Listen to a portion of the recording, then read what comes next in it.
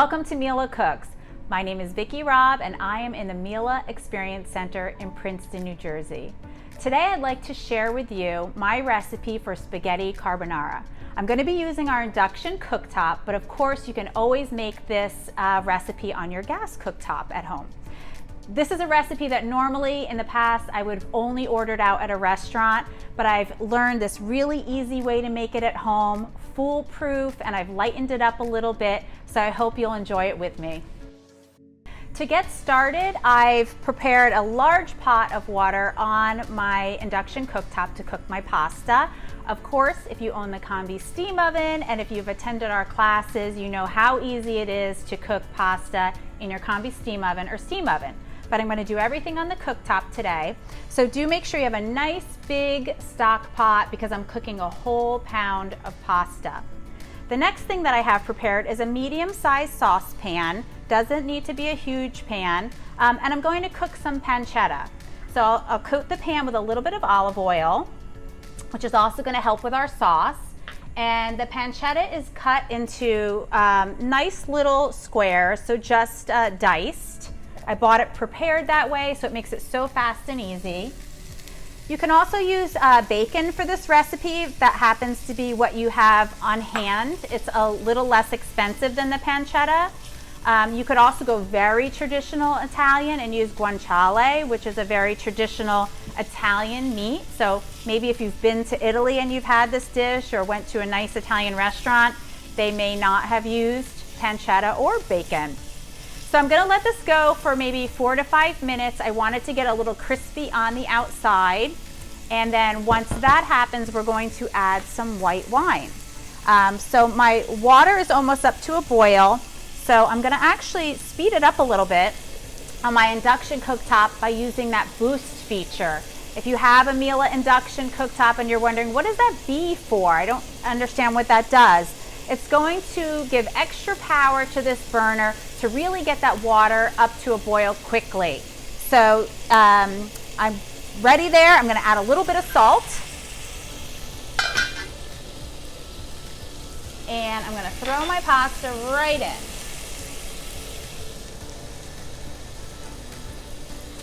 I want to cook that to al dente, so it's going to be about 10 minutes, but always follow your package directions.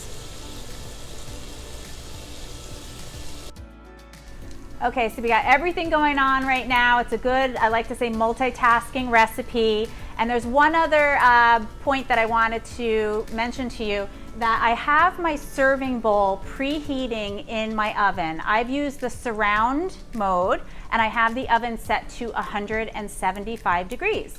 If you happen to have one of our ovens with the special modes that has warm up cookware, you can also use that program to pre-warm your bowl. But that's an important step of this recipe that we're following today because we're not going to be finishing the sauce on the cooktop. It will be the heat of the bowl that helps to cook the sauce. Okay, so we have super crispy pancetta, and this is going to give us the porkiest flavor of those 3 meats that I mentioned. If you do like a smokier flavor, you may choose to go with the bacon. That would give you a really smoky flavor.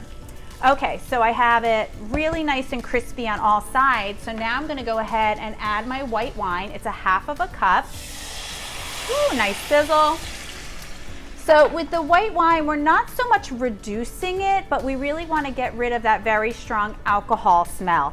So I'm going to keep it at a relatively medium heat. I have it at a 5 right now. So I can let that just lightly simmer. And my pasta's still boiling. I have about 5 minutes left on my pasta. So I'm going to get started on the sauce. And most carbonara in restaurants is so rich and creamy, and they tend to use mostly just egg yolks. So, you know, I love a good rich carbonara, but to eat it on a weeknight at home, I don't want that heaviness. So I am just going to use the whole egg. So for a whole pound of pasta, I'm going to use 3 whole eggs. I like to leave them out for a good half hour so they're not ice cold out of the refrigerator for when I add them to my pasta and make the sauce. Okay, so I'm gonna give that a quick little whisk. Just break up those egg yolks nice.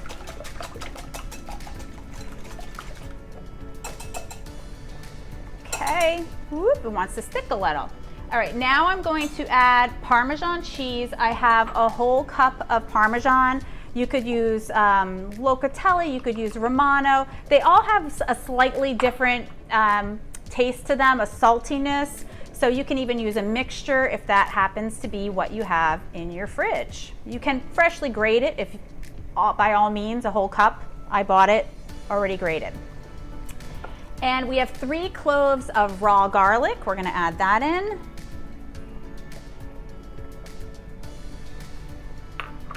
Just combine everything, and we're going to let this sit aside until our pasta has finished cooking, and then I will show you how we magically bring it all together. Pasta's finished, so before I drain it, I do want to take a 1/4 cup of that liquid gold, as my friend Mary likes to say, a 1/4 cup of that pasta water. That nice starchy water will really help once we combine everything if the pasta looks a little bit dry. So I have my strainer here, my colander, and I want to point out when you're draining this, don't pour it into the sink and let it sit there. You really want to drain your pasta, not let it get too dry, leave a little bit of the water on it, and immediately transfer that into your warm serving bowl. So I'm gonna go ahead and do that, and I'll come back with the serving bowl. All right, we're ready to assemble, and you wanna do this relatively quickly because you don't want the pasta to get cold. So I'll take a little bit of that liquid gold that I reserved because it has been sitting in my serving bowl a little bit as I was getting ready to do the video. You can probably work a little faster at home. So I'll take that nice warm starchy water, coat the pasta, and then I'm going to add in my egg mixture. So again, this is 3 whole eggs, which is really gonna lighten this up. If you did wanna use all yolks, you could. You could probably substitute 5 to 6 yolks, depending on the size of the eggs. These are large eggs. So I'm quickly gonna toss this all together. Some other methods of making carbonara, you finish it on the cooktop over a pot of simmering water.